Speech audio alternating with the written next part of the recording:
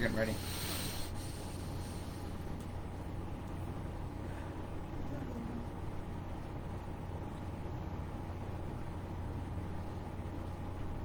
All right, here we go. Hey, what's up, everyone? We're back. Wow, we had a little bit of a catastrophe at the... Damn you, Colton.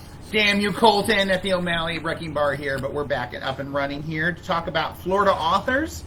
We had our birthday shots for Jack and all of his friends. Hope he's having fun right now. And we're talking about that. We're having tonight. We're talking about Florida authors.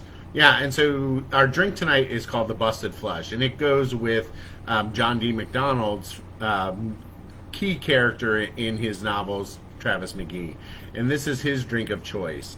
And it's not our drink of choice, but we still decided that in homage to Travis McGee that we would have to try it and make it. And I'm not sure where we cut out at, but let's just go back and talk a little bit about John D. McDonald and Travis McGee and what he meant not only to Florida, but even especially to Sarasota here. Exactly. So John D. McDonald lived here in Sarasota in the, I think, 60s and 70s and 80s.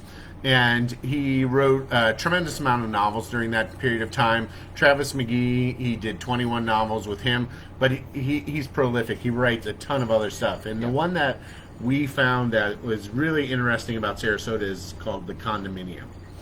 And which they made into a movie back in the 70s or 80s, I believe. Yeah. And actually, I think I wrote that down. Yeah. Somewhere. Oh, check your notes. Check your notes. Yeah, 1980, a TV movie. And that, so you know the quality of that. Yeah, exactly. And so that was in the 1980s, and so that was, and Condominium was based on a real condominium on Siesta Key. Exactly, the one that's down by the village. Yeah.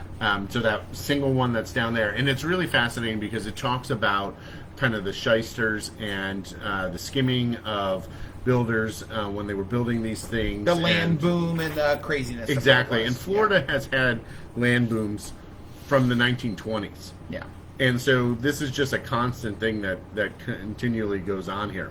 So, but the drink that Travis McGee did, we're calling the Busted Flush. Now, why is it called the Busted Flush? Well, we're calling it the Busted Flush because it is after his boat that he won in a card game.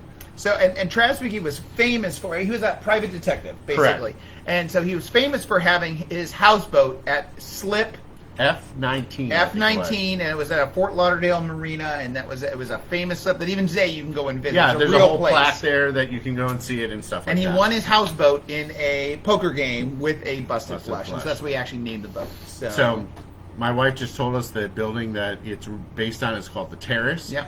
All right. So our drink is you have a glass with ice in it. You pour some sherry in, right? Mix it around. And then you pour the sherry out.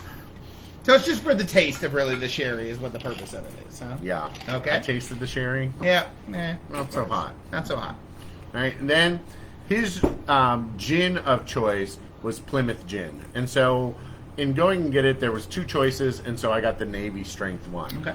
So Navy Strength means that it is 57% alcohol. Versus what would be the regular strength? Like 40%. Gotcha. Okay. And so this came about when we think of the word term Navy Strength, that goes with rum and with gin, because the officers drank gin on the boats and the sailors drank rum. Yeah. And so it had to be a certain strength or proof, and the proof was in that it could light the gunpowder when it was mixed with, or the rum or the gin was mixed with gunpowder. So it's strong enough that it would do that. So it's basically over.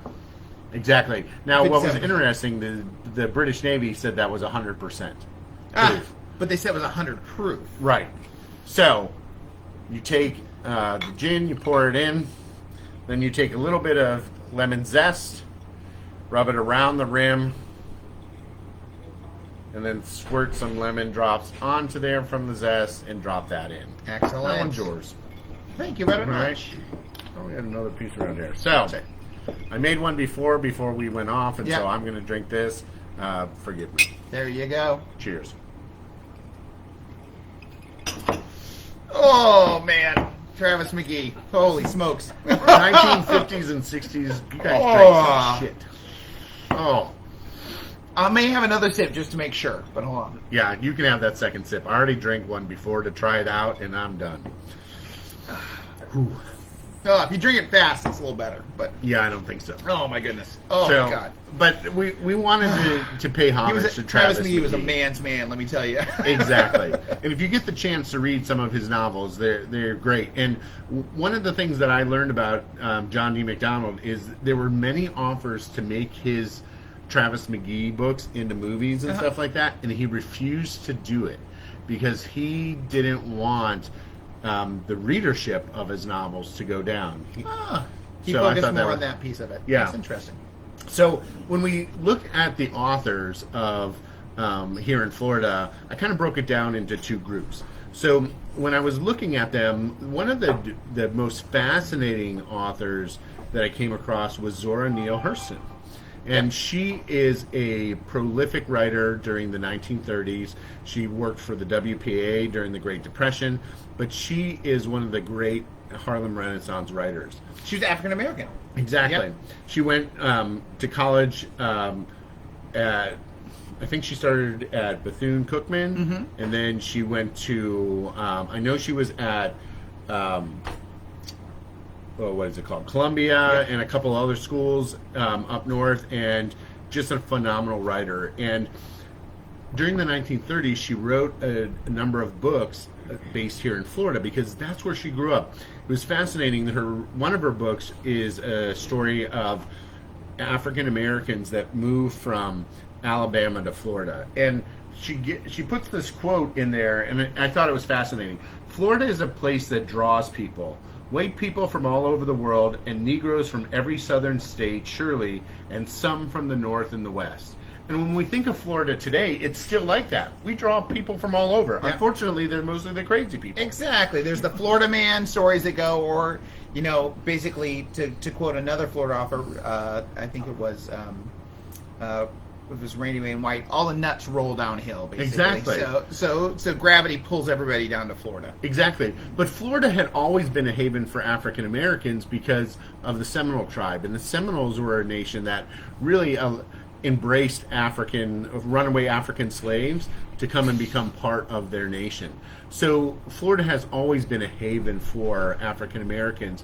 And so she wrote a number of books, and that the one that kind of chronicles her own family story is known as Jordan's Gourd Vine, and that was published in 1935. And then she came and did a time down here where she went and did a whole bunch of African American folklore. And the book that she wrote about that was called Mules and Men. She went here and she went to New Orleans, and she got more stories down here, and that's what she really focused on because she lived in Eatonville. Yep. And wow, all right.